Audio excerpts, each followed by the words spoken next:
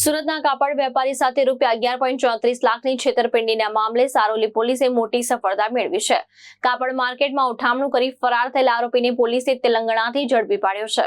Saroli police સ્ટેશને Surat textile માર્કેટમાં વેપારી સાથે છેતરપિંડી કરનાર ગેંગનો પર્દાફાશ કર્યો છે। મળતી માહિતી મુજબ સૌભાગ્ય લક્ષ્મી ગાર્મેન્ટ નામની દુકાન ચલાવતા આરોપીએ વેપારીઓને વિશ્વાસમાં લઈ ₹11.34 લાખની સાડીઓ પડાવી લીધી।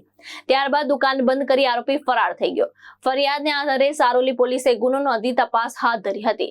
ટેકનિકલ સર્વેલન્સ અને બાતમીના આધારે પોલીસે તેલંગાણાના મલકાજગીરી વિસ્તારમાંથી અશોક કુમાર બસ બમીથી નામના આરોપીને ઝડપી પાડ્યો।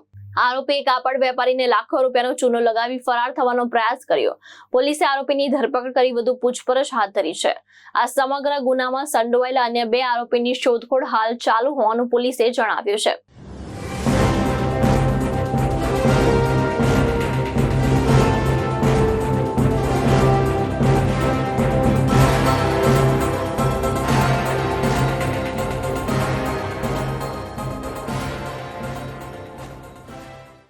ભાવેશ ઉપાધ્યાય, દ્રષ્ટિકોણ ન્યૂઝ, સુરત।